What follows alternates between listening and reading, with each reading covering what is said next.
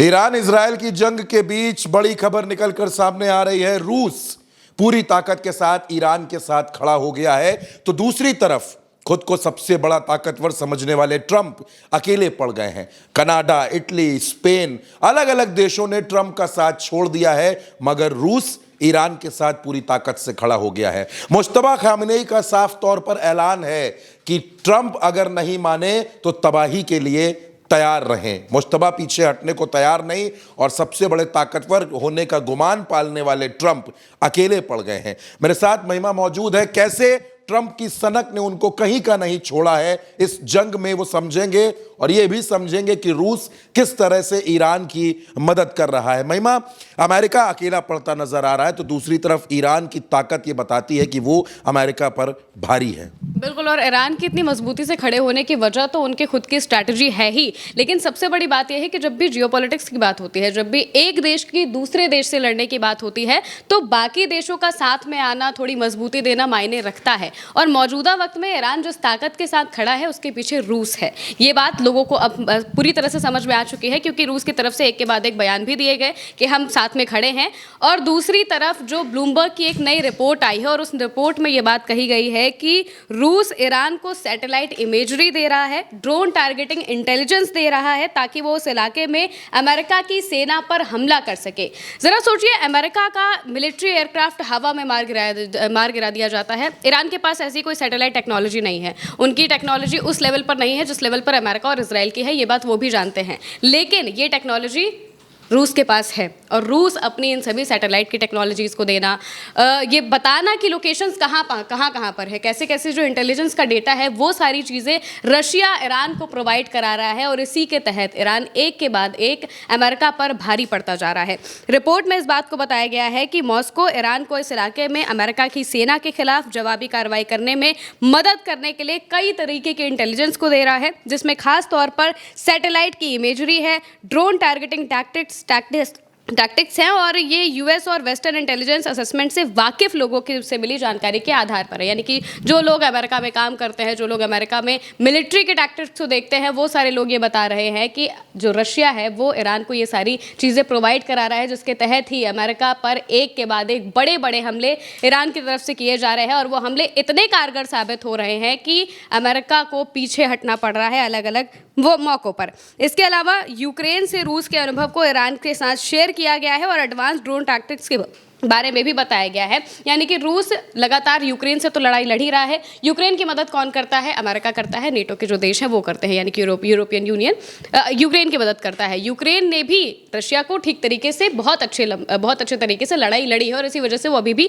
लड़ पा रहे हैं। और इसके पीछे जाहिर सी बात है कि अमेरिका है, उनकी भी इंटेलिजेंस कुछ वैसी ही है जैसे मौजूदा वक्त में ईरान की है। कम पैसों में छोटे ड्रोन बनाकर वैसे हमला करना, ये सारी चीज़ें यूक्रेन भी करता है। तो वो जो टैक्टिक्स हैं, ये सारी चीज़ें रूस ने इकट्ठा की, अपने लिए तो की ही, ईरान के लिए भी इकट्ठा की, और मौजूदा वक्त में वो ईरान को ये चीज़ें प्रोवाइड करा रहा है, ताकि ईरान अमेरिका के सामने मजबूती से खड़ा हो सके। अमेरिका के एयर बेसेस कहाँ पर हैं, उनके एयरक्राफ्ट कहाँ जा रहे हैं, कहाँ पर लैंड करेंगे, कैसे वहाँ तक पहुँचेंगे, किस एयर स्पेस का इस्तेमाल करेंगे, ये सारी चीज़ें रशिया उन्हें प्रोवाइड करा रहा है ईरान को। और इसी वजह से ईरान मौजूदा वक्त में एक के बाद एक अमेरिका पर भारी पड़ता जा रहा है, और इसराइल पर भी उसी तरीके से, उसी मजबूती के साथ लगातार हमला कर रहा है। दूसरी तरफ जो बाकी देशों की अगर हम बात करें, तो मौजूदा वक्त में इटली की जो पीएम है जॉर्जिया मेलोनी, उनका लेटेस्ट बयान सामने आया था। उन्होंने साफ कहा था कि ईरान में मिनाब में जिन एलिमेंट्री स्कूल पर हमला हुआ, जिसमें 175 के आसपास बच्चियों की जान चली गई, वो हत्याएं हैं। ये सीधे जॉर्जिया मेलोनी ने कहा, और साफ तौर से ये भी कहा कि जिस किसी ने भी ये हमला किया है, उनकी जिम्मेदारी तय होनी चाहिए, उन लोगों के ऊपर कार्रवाई होनी चाहिए, और ये हमले पूरी तरह से गलत हैं, इंटरनेशनल लॉ के खिलाफ है, इंटरनेशनल कानून के खिलाफ है। ये बात वो कहती हैं, और ये भी कहती है कि हम अमेरिका का या फिर इजराइल का साथ इस जंग में नहीं देने वाले हैं। हम जंग में नहीं हैं, वो लोग जंग में हैं, तो वो इस चीज़ को देखें। हम अपने एयर बेसेस का इस्तेमाल कहीं से भी ईरान के खिलाफ, तेहरान के खिलाफ हमले में नहीं होने देंगे।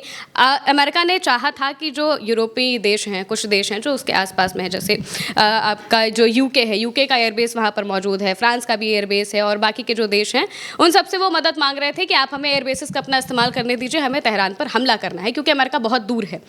उन्होंने सोचा कि ये सारे देश तो हमारे साथ में हैं ही, हमको दे ही देंगे। इस वजह से शायद ट्रंप को ये यकीन नहीं हो पा रहा है कि उनका साथ इतने सारे देश धीरे धीरे करके छोड़ रहे हैं। उन्होंने ये चीज़ सोची नहीं थी, इसी वजह से वो बिना सोचे समझे इस युद्ध में कूद गए थे। कोई वजह नहीं थी डोनाल्ड ट्रंप के इस युद्ध में कूदने की, क्योंकि पहले जब हमला हुआ इजराइल की तरफ से तो इजराइल ने ये कहा कि ये हमारी तरफ से किया गया प्रीएम्प्टिव अटैक है, लेकिन इसके बाद में अमेरिका भी साथ में आ जाता है और अमेरिका कहता है कि अमेरिका और इजराइल दोनों का ज्वाइंट ऑपरेशन है और इसके तहत हम ईरान की रिजीम को चेंज करेंगे। जो एंड गोल है अमेरिका का और इजराइल का, उनका एंड गोल यही है कि उन्हें रिजीम को चेंज करना है। उन्हें ये नहीं है कि ईरान पर हमला करके हम बस लड़ते रहेंगे या लड़ते रहेंगे। लड़ाई करना किसी का भी जो मेन गोल नहीं है।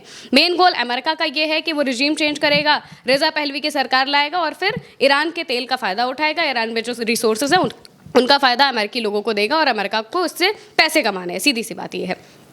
और दूसरी तरफ इजराइल को अगर देखें तो इजराइल को पता है कि पूरे मिडिल ईस्ट में अगर कोई है जो इजराइल के खिलाफ खड़ा हो सकता है या फिर इजराइल के लिए खतरा हो सकता है तो वो ईरान है। ईरान अगर न्यूक्लियर वेपन बना लेगा तो वो इजराइल पर चलाएगा। ये बात इजराइल की तरफ से लगातार कही गई है। इस वजह से वो चाहते नहीं है कि जो ईरान है वो एक न्यूक्लियर पावर बन जाए। इस वजह से वो हमले पर हमले कर रहे हैं। जब हमला किया गया तो कहा गया कि ये प्रीएम्प्टिव अटैक है, ये हम पर हमला करने वाले थे, इस वजह से हमने हमला कर दिया। लेकिन अब वो उन हमलों को सह नहीं पा रहे हैं। ईरान की जो स्ट्रैटेजी है, अगर हम उस स्ट्रैटेजी की बात करें तो वो डिसेंट्रलाइज मोज़ैक सिस्टम के डिफेंस की स्ट्रैटेजी से चलते हैं, जिसका मतलब ये है कि अगर टॉप लीडरशिप नहीं भी रहती है तो भी बाकी के जो लोग हैं वो अपने तरीके से काम करते रहते हैं और अपने तरीके से हमला करने के लिए वो स्वतंत्र रहते हैं, चाहे वो नेवी हो, चाहे वो IRGC की दूसरी जो फोर्सेज हो वो हो। इसी वजह से मौजूदा वक्त में 14 दिन तक ये युद्ध चल रहा है और अभी भी ईरान इस बात को कह रहा है कि हम अगले 10 साल तक जंग लड़ने के लिए पूरी तरह से ताकतवर हैं, हम ये जंग लड़ सकते हैं। क्योंकि ईरान की जो स्ट्रैटेजी है वो क्विक विक्ट्री वाली नहीं है कि हम तुरंत हमला करेंगे, बड़ा हमला करेंगे और जीत जाएंगे। ये स्ट्रैटेजी नहीं है।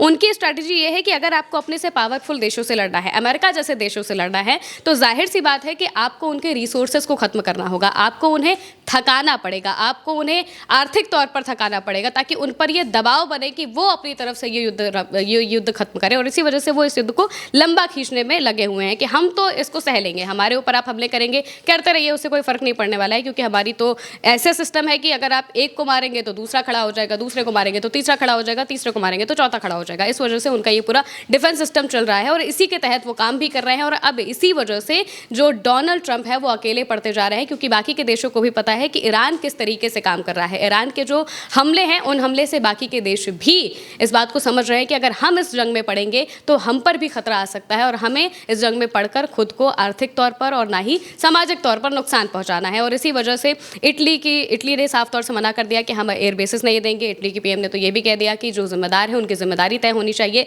स्पेन शुरू से ही ईरान के साथ खड़ा है, अमेरिका के खिलाफ वो खड़ा है। जब ईरान पर हमला किया गया तो सबसे पहला बयान स्पेन की तरफ से सामने आया था कि ये हमले पूरी तरह से गलत हैं, इस तरीके से हमले नहीं होने चाहिए थे। और इसके बाद जब डोनाल्ड ट्रंप ने धमकियां दी कि हम तुम्हारे साथ ट्रेड नहीं करेंगे अगर तुम हमको एयर स्पेस नहीं दोगे, अपना एयर बेसिस नहीं दोगे, तो भी उन्होंने कहा कि हम एयर बेसिस नहीं देंगे तो नहीं देंगे, हम किसी भी तरीके से इस जंग में शामिल नहीं होने वाले और ना ही ईरान के खिलाफ कोई सी हमले में शामिल होने वाले हैं। और स्पेन अभी भी अपनी बात पर पूरी तरह से अडिग है, अड़ा हुआ है और डोनाल्ड ट्रंप इस बात से काफ़ी ज़्यादा नाराज़ भी हैं। दूसरी तरफ कनाडा भी अब ट्रंप के खिलाफ खड़े हो चुके।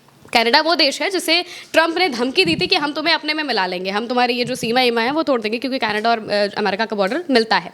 तो उन्होंने कहा था कि ये हम अपने देश में ले लेंगे और इस तरीके से धमकी दी थी। लेकिन मौजूदा वक्त में वो कनाडा भी ट्रंप के खिलाफ खड़ा हुआ है और लगातार ये कह रहा है कि आपने जो हमले किए वो पूरी तरह से गलत है, इंटरनेशनल ऑर्डर के खिलाफ है, इंटरनेशनल लॉ के खिलाफ है। एक एक करके देशों ने पीछा छोड़ दिया है, हाथ छोड़ दिया है ट्रंप का। UK की तरफ से भी कहा गया था कि हम इस जंग में शामिल नहीं होने वाले हैं। हमारे एयर बेसिस का इस्तेमाल आप सिर्फ इस वजह से कर सकते हैं कि आपको खाना पहुंचाना है, आपको मेडिकल इक्विपमेंट्स पहुंचाने हैं, इसलिए आप हमारे एयर बेसिस का इस्तेमाल कर लीजिए। लेकिन अगर आप ये सोचें कि आप हमारे एयर बेसिस पर रहकर ईरान पर हमला कर लेंगे तो ये हम आपको नहीं करने देंगे। और मौजूदा वक्त में मिडिल ईस्ट की भी कई कंट्रीज़ अब हाथ पीछे खींचती हुई दिखाई दे रही हैं। ओमान की तरफ से तो पहले ही कहा गया था कि हम अपने एयर बेसिस का इस्तेमाल नहीं करने देंगे आपको, हम यहाँ पर जो बेसिस है यहाँ से आप ईरान पर हमला नहीं कर सकते। इसके अलावा भी अलग अलग देश अब पीछे हटते हुए दिखाई दे रहे हैं। तो मौजूदा वक्त में डोनाल्ड ट्रंप इस तरीके से इस युद्ध में फंसे हुए हैं कि अब उनका बाहर निकल पाना बहुत मुश्किल है, और अगर वो निकलेंगे तो उन्हें ईरान की शर्तों पर ही निकलना पड़ेगा, क्योंकि अब तो उनका मिलिट्री एयरक्राफ्ट भी ईरान ने गिरा दिया है और रशिया की मदद से गिराया है। साथ ही साथ चाइना भी ईरान के साथ मजबूती के साथ खड़ा है, और बीते दिनों तो नॉर्थ कोरिया के जो तानाशाह हैं किम जोंग उन, उन्होंने भी बयान दे दिया था कि हम ईरान के साथ पूरी मजबूती के साथ खड़े हुए हैं। तो यानी एक एक करके ईरान के साथ लोग आते जा रहे हैं, देश आते जा रहे हैं, और डोनाल्ड ट्रंप इजराइल अकेला पड़ता जा रहा है। तो जंग में इजराइल और अमेरिका अकेले पड़ गए हैं। ट्रंप की सनक इजराइल को भी ले डूबेगी और ट्रंप पर तो भारी पड़ेगी ही, लेकिन ईरान लगातार मजबूत है और अब तो मुश्तबा खामनेई ने भी पूरी तरीके से मैदान संभाल लिया है, मोर्चा संभाल लिया है। कहीं भी वो झुकने को तैयार नहीं है, उनका तेवर कमज़ोर नहीं है और यही तेवर ट्रंप को परेशान कर रहा है। ईरान लगातार अमेरिका की मुश्किलें बढ़ाता जा रहा है। इस वॉर की हमारे साथ लगातार कवरेज जारी है। आप बने रहिए उल्टा चश्मा यूसी के साथ। चैनल को सब्सक्राइब जरूर कीजिएगा। नमस्कार।